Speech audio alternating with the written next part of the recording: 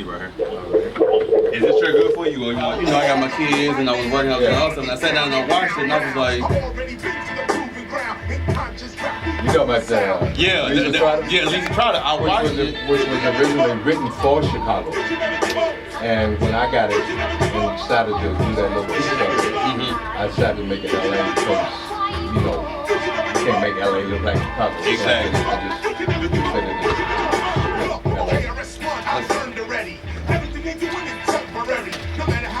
That's an amazing piece. Get you hung up on. We don't hang up on people, but that might get you hung up on. You know it's 9 to 5. Don't have nobody getting hung out on no ledges trying to get you a little comedy this afternoon. I am Chalky White. We have Sabir and the legend, Mr. Hawthorne James, is in the building. Yes, sir. Good to be here, too. Sabir and I talk all the time. He calls me up 2 o'clock in the morning sometimes.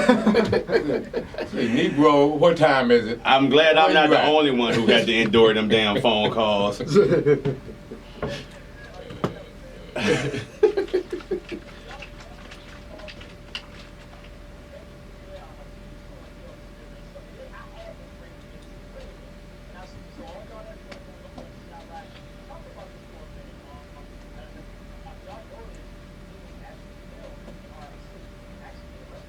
Yeah. Mm-hmm.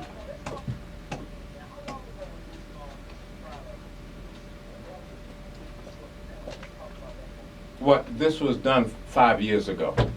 And what happened was, I was on a radio interview on somebody's show, I don't remember the person's show, but Sam Greenlee, who wrote The Spook Who Sat by the Door, was on the same show as I was.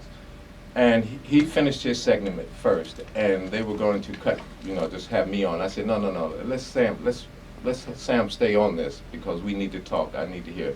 So anyway, after the show was over, Sam gave me his number, and we called and talked. And he said, I've got this script called Lisa Trotter, which is based on the Greek play called Lisa Strata, written by Aristophanes. And so he had written it originally for Chicago. And so I said, well, I want to try and raise the money to do it, but let's just do this little short piece so I have something to show to people with money so that they know we can do it. So I came out of my pocket and produced this short film. And I got this this great actress to do the lead, to play the lead in it.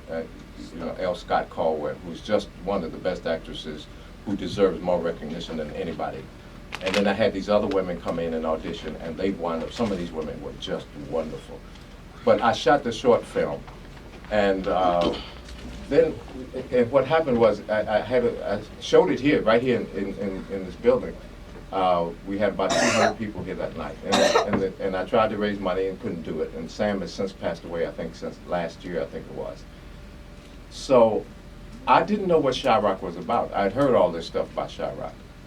Until last week, I happened to see something that said, based on Lisa Strata. And I said, well, I'll be. And what happened was I had spoken with somebody when I was on tour who has involvement in Chirac. And I won't mention, I'm not going to go into that because it's just. But anyway, I talked to them, and next thing I know, here we are with Chirac. And the film was based, the original Sam's script is based in Chicago. But because I was shooting it here in LA, I just took it out and made it LA because I hate things that, you know, when you shoot and you see buildings, say, that ain't Chicago, that's LA. Mm-hmm. So I just flipped everything around so we could do it here in LA. So that's the thing. It really is about Chicago, my hometown, where I was born and raised. I know that city like crazy, and I know what's happening there, and it's just driving me insane to see, and those children who don't have any hope. And people talk about Black Lives Matter, and they say, well, white lives matter, all lives matter, blue lives matter. You can kiss my behind, because that's not what we're talking about. We're talking about a particular segment of people who have been totally marginalized, and who have some of these people have very little hope. Mm-hmm. And we're not out here fighting for them to gain their rightful access in this society. and you're being taught. I mean, what do you expect a kid to do? I mean, let's get down to it. What do you expect a kid to do? Every time you have a problem in this country, with some other country, whether it be here inside this country or somewhere overseas, every time you have a problem, what's your solution to it? Kill it. Mm-hmm. So what do you expect these children to learn? You're teaching them. You got a problem? Kill it. When Barack Obama goes over there and says, let's talk to people. Let's talk about it. Oh, well, what's he talking about? Let's go kill him. That's what a big chunk of this problem is. You're teaching children. Children are watching and saying, oh, okay, that's the solution? And on top of that, my next door neighbor ain't worth a damn. I don't care about myself, therefore I don't care about my next door neighbor. Mm-hmm. So let's kill it. Right. So, that... And then on top of that too, then they come out and say, why aren't you doing for yourself? When you have to look at history, every time, the black man has done something for himself, he's always been infiltrated or betrayed, or, there's always been some kind of attack on any group of people or any movement that works for themselves to build themselves up. So, every time. There's an ongoing battle, and the battle is fought on many fronts. Not only do you have to deal with the construction of white supremacy and racism, but you also have to battle with the people who don't want to believe that there is an actual war going on, and then you have to deal with the people who are not involved with the government, who don't like black people anyway. So you're fighting a battle on more than one front. So you have to be very aware of what you're doing and how you're presenting yourself when you're out here and you're dealing with each other. Because, like Brother Hawthorne said, when people don't have no hope, they begin to lose morals. They begin to lose touch with what's important in life. And then, this is how you end up with all of these situations where we have to keep trying to figure out a way to provide solutions on the fly. And you can never really sit down and address one issue, because within a matter of seconds, you have another issue that is seeming to require more attention than the issue you are already dealing with. Absolutely. There's so many thoughts that you just brought up to me, and Sabir has already brought up to me. But I was on the phone yesterday with this woman, and I couldn't get through to her because it's very. I'm going to go back to preachers for a second. I remember when West Angeles was being that big building, they were building that new big monstrosity on Crenshaw. Mm-hmm. I think several celebrities are given $5 million. I mean, they have a lot of celebrities that go to the church. I won't name their names, but some of them are given $5 million, $3 million. And all the people in the church were giving their tithes. And I would go by that building. I would drive down Crenshaw Boulevard. And I would get angry every time I drove by that, watching that building being built, because I didn't see, I may be wrong, but when I drove by there, I didn't see one black man on that job. It was everybody else. Now, all these black people have given all this money to build that thing. You should have been there. As a preacher, you should have got the constructions and the engineers, given those jobs to those black men. What is your problem? Mm-hmm. All you want to do is just build this thing and don't care. That's my problem with the preachers of today. The black church wasn't the church. The Christian church was not meant to be just God. That was, if you look back at the foundations of it, yeah, they tried to convert us to Christianity when they brought certain people over here.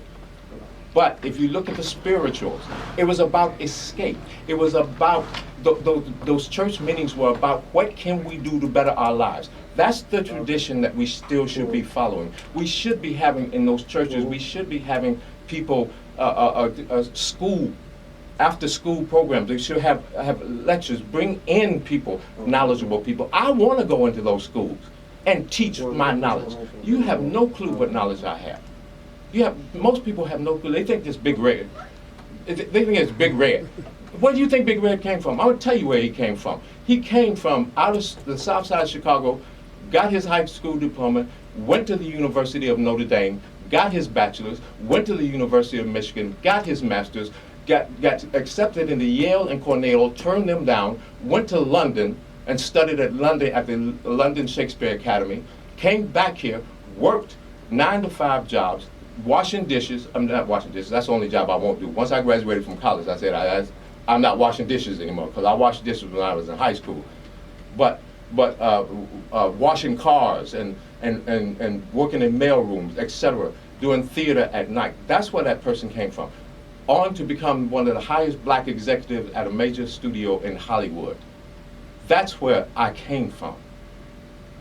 And I have never forgotten what my roots are. My roots are on the south side of Chicago, and I will never forget that. I'm not afraid of my people. That's why I'm in this studio. This studio is not in Beverly Hills. This studio is in the hood. I'm here all the time. I'm here all the time. I eat, drink with my people because I'm spending my money here with people that look like me. This brother over here, when he was watching this clip, the brother, the engineer, said, when Lisa said something about we can change things and no more dope dealing, no more that. He said something very interesting. He said, that's not going to change. That's the skepticism that I'm trying to get rid of. He's an embodiment. This is a young brother right here who is that's what I'm trying to get rid of, is the hopelessness of it all. He feels we can't change it. And he's a young brother. What is he, 20, 22? 23. 23 years old. That's not going to change. That was very interesting to me when I heard him mumble under his breath. Because that's the person I've got to knock his brain out and put another one in. Mm-hmm. Until I do that, we're not going to be able to change a damn thing because he's the future. He has to understand what I'm talking about. I'm not talking about stopping all of it. I'm talking about white people still smoke and drink. That's not what I'm talking about. That's not what this film is about. It's about stopping the endless cycle of this madness to a madness we can have control. We are out of control of this. I mean, it doesn't look too much like this movie is getting ready to come out tonight. So everybody's getting ready to go see this movie. You know, what's the name of that movie? I don't know. It's called Chirac. Yeah, whatever. Right. A long time before Christopher Columbus's great grandmother was thought about. We were here. Right. There it is, right there. That's the book. Now that's a very simple, easy read, and it gives you the background. And if you're interested in more information, just look up all his research, and you can dig into that. But that's a great book, right? No, I was just saying that one you're talking about is Lisa Trotter, but I just posted another film called Remember Me on my page that I did many years ago, a short film. So if you're interested, you can go see it at Hawthorne James at Yahoo. It's on YouTube. I put it up on YouTube. It's kind of, sometimes it seems like it's hard to find Remember Me. But Remember Me, Hawthorne James, Remember Me with a question mark. But Lisa Trotter is the one that Sabir is talking about right now. And that was shot here in LA. I feel tremendous, brother. I'm glad to be here. As a matter of fact, I'm glad to be anywhere. How you doing? For years. Man, we go a long time. Yeah, we're inner city babies. We got to support back vendors. And also, too, you know, when you're talking about putting your kids in this stuff, and I know we run up against the clock, I'm going to say this real quick. Get your kids in STEM programs. You know, science, technology, engineering, mathematics. We can't keep relying on other people to open up these avenues for us. Put your kids in those schools when they're 5 and 6. By the time they turn 18 and 19, they already got 12, 13 years plus of experience before they even get to any higher levels of institution. We have to start making our own keys because nobody else is giving us access to these doors. So we can't keep relying on the next man or the next group of people to sacrifice what they've built to give you an opportunity. That's not how it works. You have to build your own opportunity. That means you have to go out there and chop the tree down, get you an axe, and you got to make your own door. Then you make your own key. That's how you secure your future. If you buy them a cell phone, put them in school. Everybody know how to work a cell phone. A 5-year-old can work a cell phone. That just go to show you, if you put it in their hands, they can handle it. Exactly. You all by yourself with that charm comment.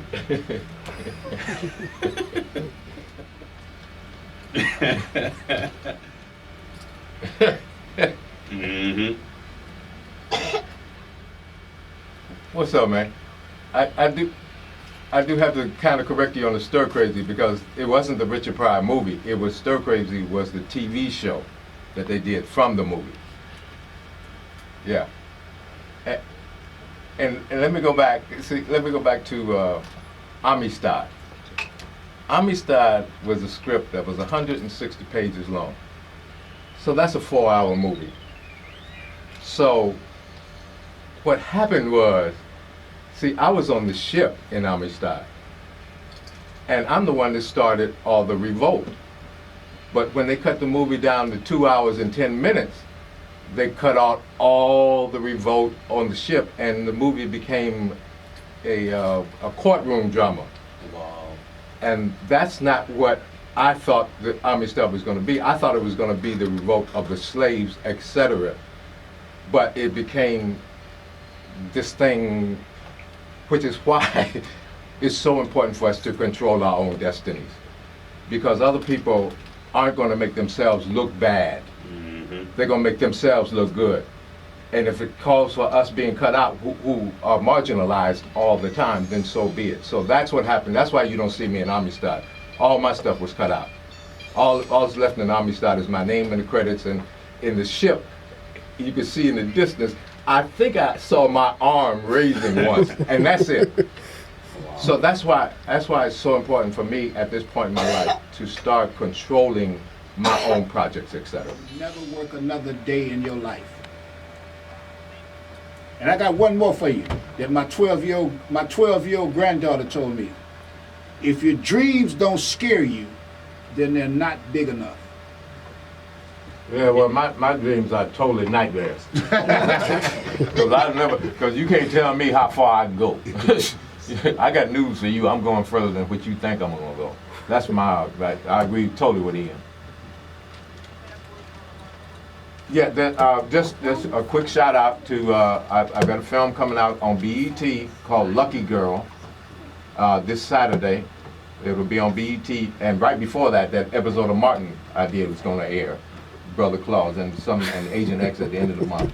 But also look on YouTube for Lisa Trotter and Remember Me with a question mark. They're on YouTube, or you can go to my page and find them, or Hawthorne James on my Facebook page. So there you have it. You can reach us at iFox Media on YouTube.